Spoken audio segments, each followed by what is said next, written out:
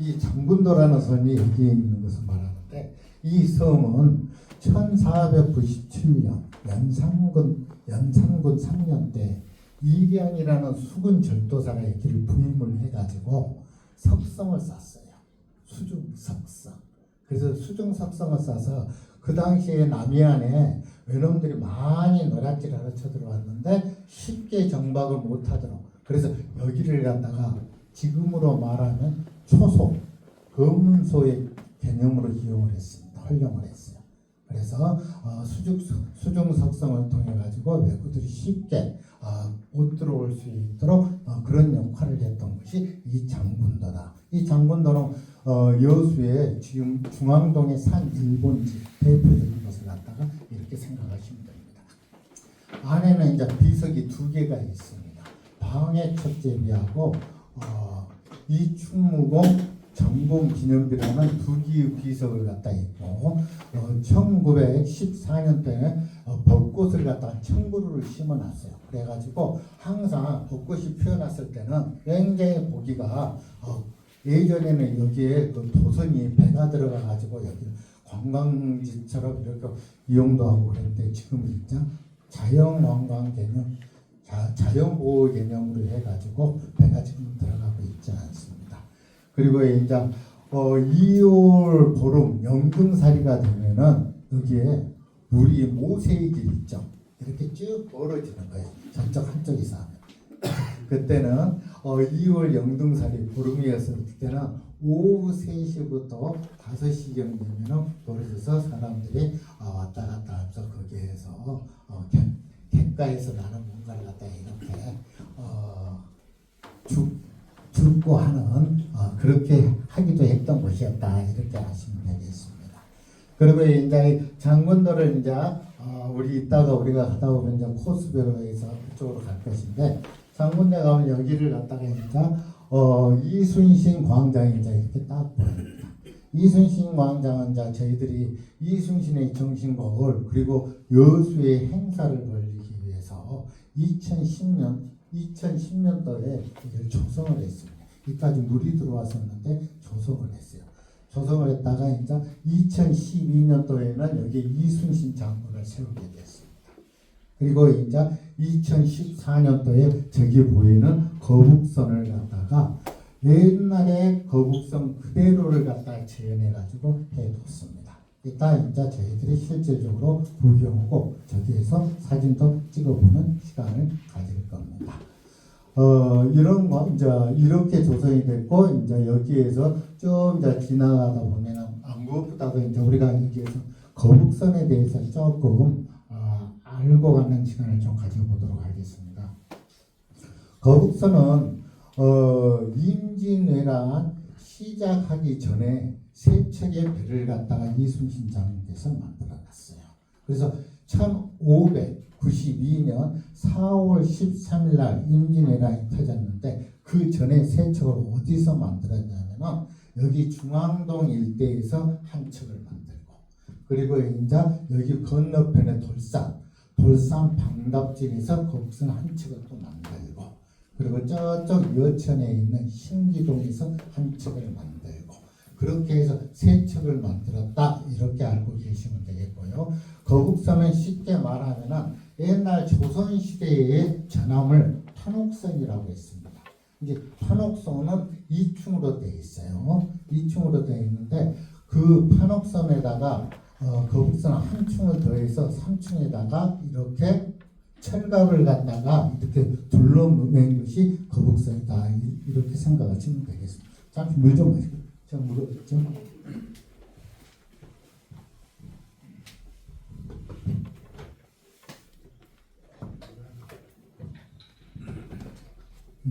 판옥선에다가 이렇게 이제 쇠판을 둘러놓은 것이 이제 거북선이라 생각하면 되겠고, 이제 거북선은 쉽게 얘기하면 돌격선이었다, 이렇게 생각하시면 되겠습니다. 돌격선은 무슨 뜻이냐면은, 전투는 판옥선이 이제 멀리서 포를 쏴가지고 다 이렇게 적선을 갖다가 무찌르는 역할을 했다면은, 거북선은 빠른 속도로 달려가가지고 적의 함대를 갖다 부딪혀가지고 적의 함선에 물이 들어오게 해가지고 이렇게 침몰시키게 했던 역할이 우리가 알고 있는 거북선의 역할이었다 이렇게 생각하시면 되겠습니다. 그리고 이제 여기 주로 이제 거북선에서는 이제 포를 갖다 예전에 우리의 기술이 굉장히 발달했던 것이 철의 기술이 굉장히 발달했어요.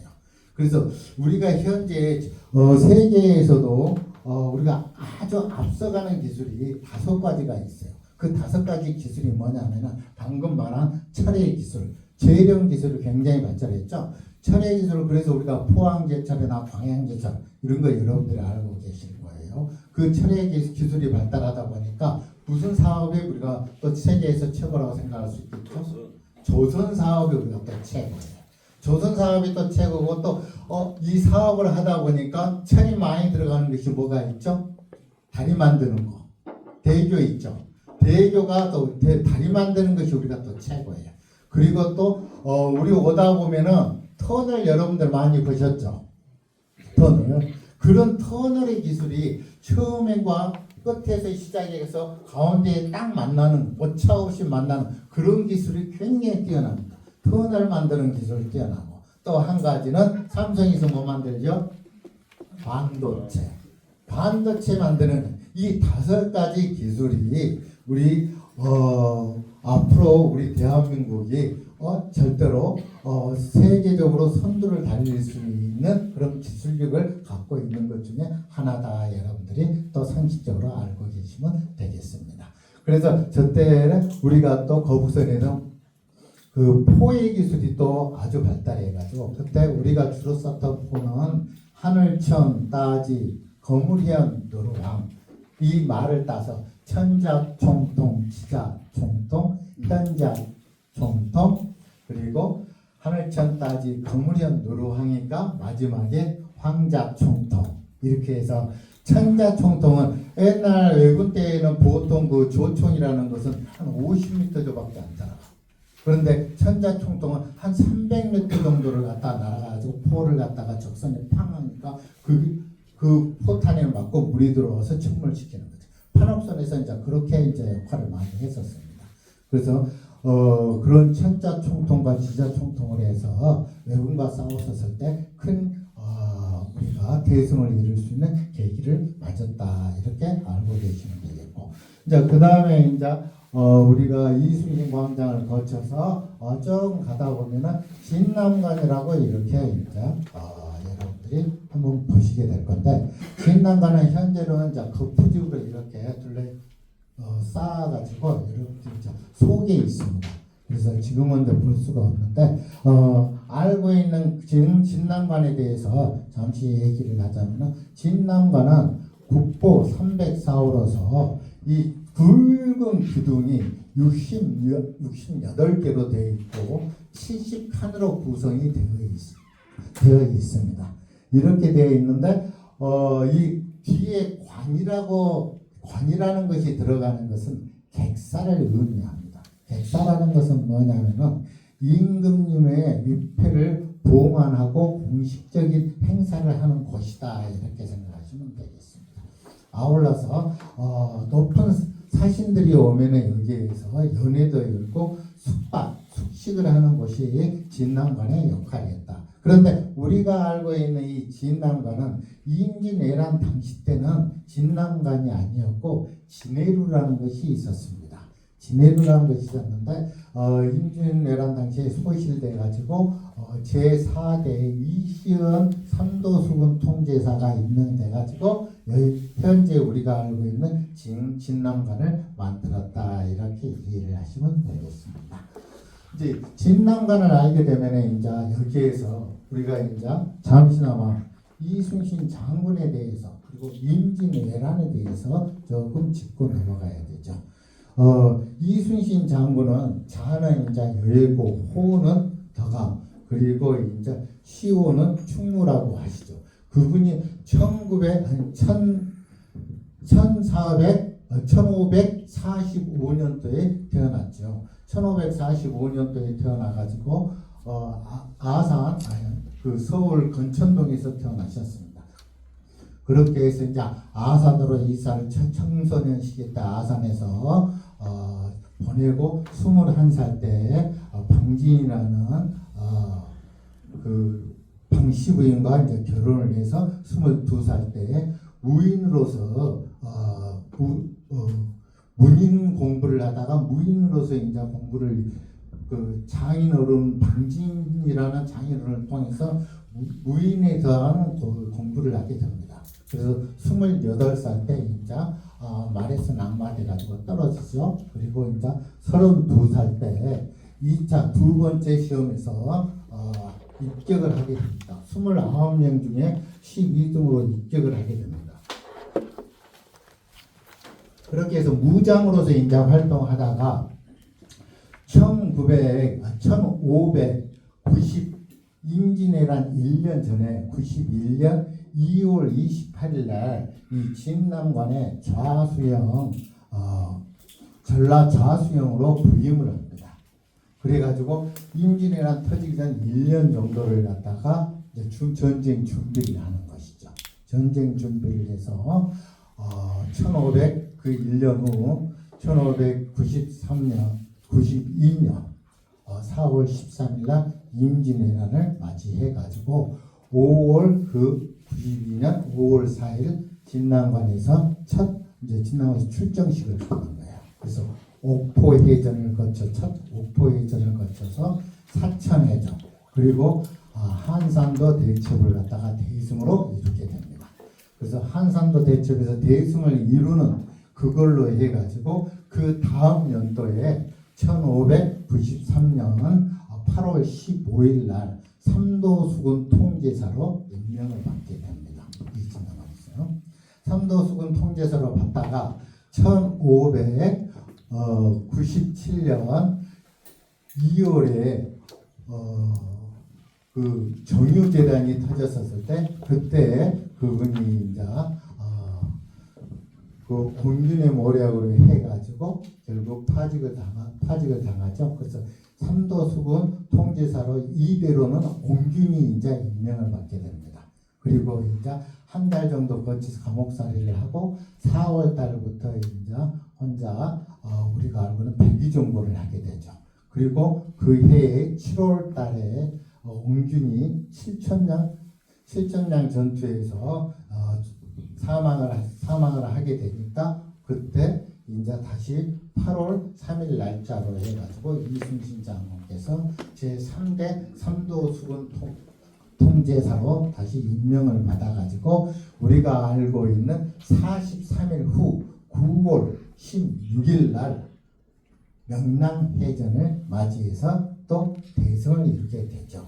그리고 이제 명랑해전을 대승을 이룬 다음에 그 다음 연도에 9월 다음 연도 1598년 11월 18일 노량해전에서 이순신 장군이 전사하게 됩니다. 노량에서 전사하고 나서 그 다음에 제4대 삼도수군 통제사 이시은이라는 분이 지금의 진남관을 써가지고 이렇게 했다. 이렇게 아시면 되겠습니다. 이 진남관을 이제 거쳐서 우리가 고소 천사 벽화거리를 좀 가다 보면은 고소대라고 이렇게 나와 있습니다. 이 고소대는 세 개의 비석을 갖다가 모셔둔 곳입니다. 세 개의 비석을 모셔뒀는데 여기에 이제 1598년 11월 18일 날 19일 날 이순신 장군이 전사하고 진남관을 4대 이시은 장군이 만들고 5대 류현이라는 분이 이쪽에 수군 통제사로서 임명을 받으면서 여기 보이는 쬐까는 타로비를 갖다가 세우게 됩니다. 그래서 타로비라는 것은 비가 오면 저절로 눈물이 난다 이런 표현이 있습니다. 눈물을 갖다 보이지 않기 위해서 이 타로비를 세우고 이 타로비 앞에 이제 이거 크게 되는 것을 갖다가 이걸 이제 통제 20 수군 대첩비라고 합니다. 이 통제 20 수군 대첩비를 갖다가 12년 후 타로비를 세우고 12년 후 1615년에 이항복이라는 분이 비문을 쓰고 그리고 5년 후 1620년에 비문을 여기다 새겨가지고 삼도 통제 이공 수군 대첩비를 만들었다. 이렇게 이해하시면 되겠습니다. 그리고 그 다음 연도에 그 다음 108년 후 이제 유영이라는 중손자가 108년 후 동명소 갈비를 갖다가 이걸 비석을 만들어서 이 고소대에는 세 개의 비석을 이렇게 모셔둔 것이다. 이렇게 아시면 되겠습니다.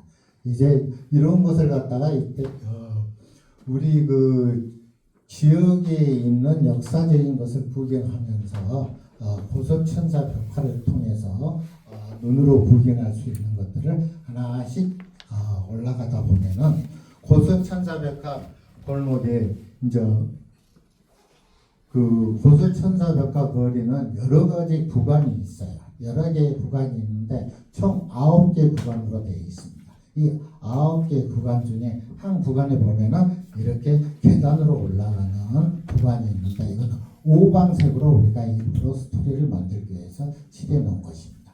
오방색이라는 것은 뭐냐면은 목화, 토, 금, 수를 말하는데 성으로 따지자면은 거기에 따른 색깔을 갖다가 의미를 하는 거죠. 동쪽으로 의미할 때 우리가 파란색을 말하는 것이고 남쪽을 말할 때는 빨간색, 가운데는 황색, 그리고 서쪽은 흰색, 북쪽은 검정색을 의미하죠. 그래서 예전에 신호연이라는 것을 갖다가 의미를 했었는데 신호연을 갖다가 연을 날렸을 때 이 색깔을 갖다가 어디에 어느 색깔을 두냐에 따라서 그걸 신호의 암호 체계로 해가지고 우리 아군들이 그 신호에 의해서 작전과 전략을 펼쳤다. 그렇게 생각하시면 되겠습니다. 그 신호연의 의미를 두고 오방색으로 둬가지고 계단을 갖다가 색깔별로 이렇게 조성을 했다. 이렇게 이해를 하시면 되겠습니다. 잠시 또 물어보게.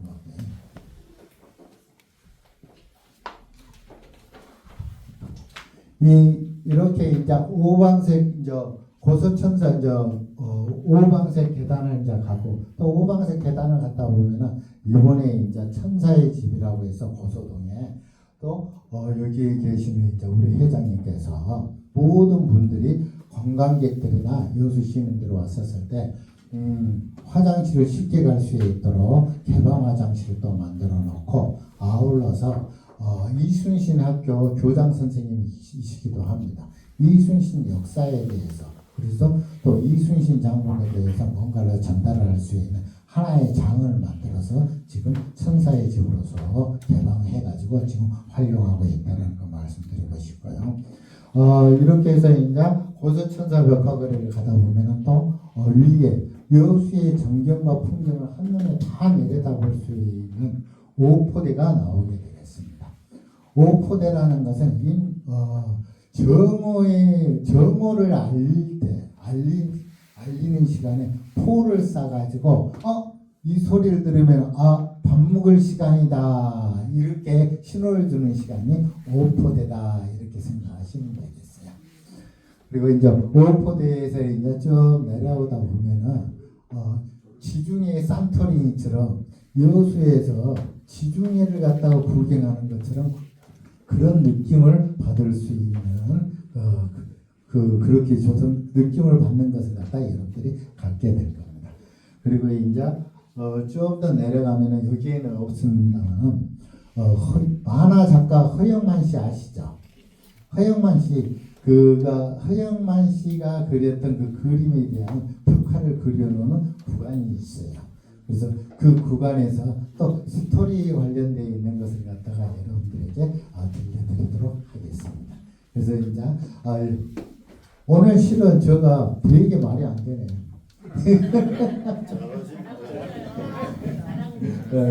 되게 말이 안 돼요. 여러분들에게 이제 거기 가서 현장에서 가면서 또 부분적으로 여러분들에게 재미나게 예의거를 꺼내서 제가 설명해 드리도록 할게요.